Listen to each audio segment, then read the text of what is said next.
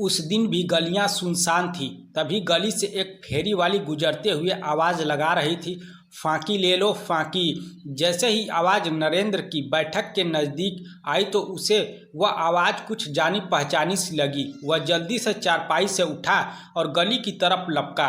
तब तक वह फेरी वाली थोड़ा आगे निकल गई थी। नरेंद्र ने पीछे से आवाज़ लगाई, लच्छो, ए लच्छो, सुनो तो।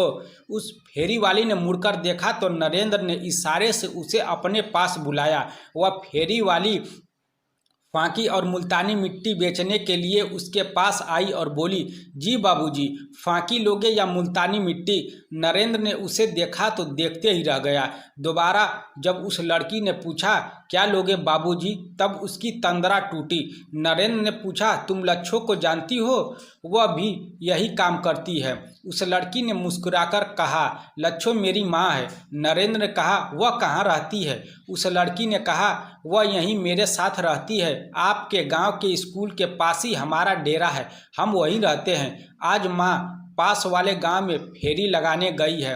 नरेंद्र ने उस लड़की को बैठक में बिठाया, ठंडा पानी पिलाया और उससे कहा कि कल वह अपनी माँ को साथ लेकर आए, तब उनका सामान भी खरीदेंगे और बातचीत भी करेंगे। अगले दिन वे माँ बेटी फेरी लगाते हुए नरेंद्र के घर पहुँची।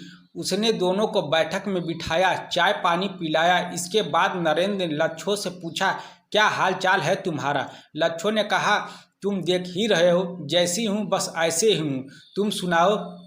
नरेंद्र ने कहा, मैं बिल्कुल ठीक हूँ, अभी 2 साल पहले रिटायर हुआ हूँ। 2 बच्चे हैं, दोनों सर्विस करते हैं। बेटी दामाद भी सर्विस में है। पत्नी छोटे बेटे के पास चंडीगढ़ गई है। मैं यहाँ इस घर की देखभाल करने के लिए। तुम अपने परिवार के बारे में बताओ, नरेंद्र ने कहा। लच्छो बोली, तुमसे बाबा की नानुकुर के बाद हमारी जात में एक लड़का देखकर बाबा ने मेरी शादी करा दी थी। पति तो क्या था, नशे ने उसको खत्म कर रखा था। यह मेरी इकलौती बेटी है सन्नो। इसके जन्म के 2 साल बाद ही इसके पिता की मौत हो गई थी। तब से लेकर आज तक अपनी किस्मत को मैं इस फांकी की टोकरी के साथ ढो रही हूँ। उन दोनों के जाने के बाद नरेंद्र यादों में खो गया। बात उन दिनों की थी जब वह ग्राम सचिव था। उसकी पोस्टिंग राजस्थान हरियाणा के एक बॉर्डर के गांव में थी। वह वहीं गांव में एक कमरा किराए पर लेकर रहता था। वह कमरा गली के ऊपर था। उसके आगे 4-5 फुट चौड़ा व 8-10 फुट लंबा एक चबूतरा बना हुआ था। उस चबूतरे पर गली के लोग ताश खेलते रहते थे। दोपहर में फेरी वाले वहां बैठकर आराम करते थे, यानी चबूतरे पर रात तक चहल पहल बनी रहती थी। राजस्थान से फांकी, मुल्तानी मिट्टी, जीरा, लहसुन व दूसरी चीज़ें बेचने वाले वहां बहुत आते थे।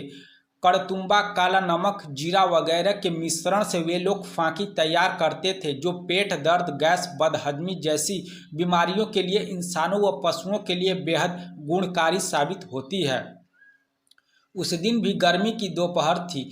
फेरी वाली गांव में फेरी लगाकर कमरे के बाहर चबूतरे पर आकर आराम कर रही थी। उसने किवाड़ की सांकल खड़काई। नरेंद्र ने दरवाज़ा खोलकर देखा कि 18-20 साल की एक लड़की राजस्थानी लिबास में चबूतरे पर बैठी थी।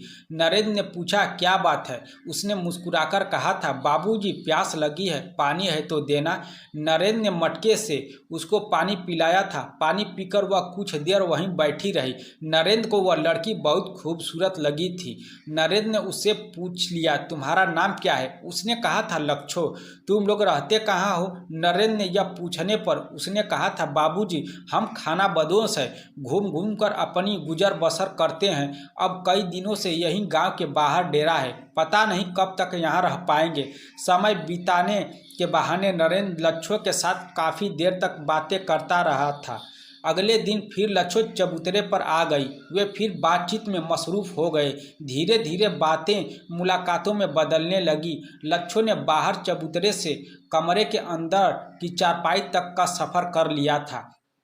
दोपहर के वीरानेपन का उन दोनों ने भरपूर फ़ायदा उठाया था। अब तो उनका एक दूसरे के बिना दिल ही नहीं लगता था। नरेंद्र अभी तक कुंवारा था और लच्छो भी। वह कभी कभार लच्छो के साथ बाहर घूमने चला जाता था। लच्छो उसे प्यारी लगने लगी थी। वह उससे दूर नहीं होना चाहता था। उधर लच्छो की भी यही हालत थी। लच्छो ने अपने माता पिता से रिश्ते के बारे में बात की। वे लगातार समाज की दुहाई देते रहे और टस से मस नहीं हुए।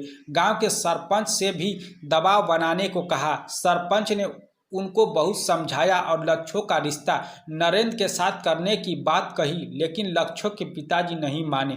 ज़्यादा दबाव देने पर वे अपने डेरे को वहां से उठाकर रातों रात कहीं चले गए।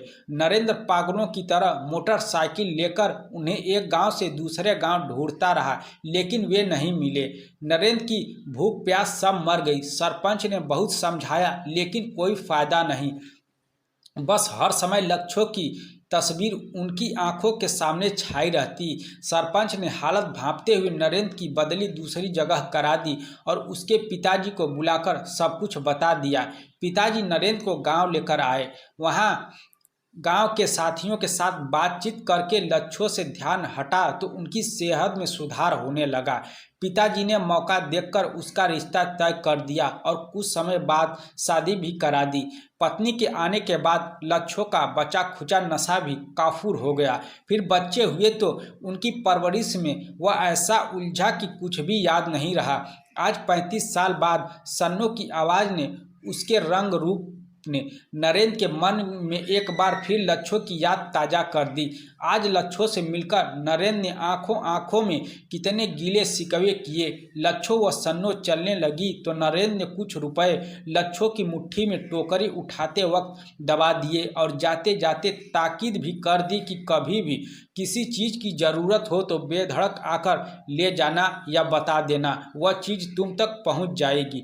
लच्छो का भी दिल भर आया था। आवाज़ निकल नहीं पा रही थी। उसने उसी प्यार भरी नज़रों से देखा जैसे वह पहले देखा करती थी।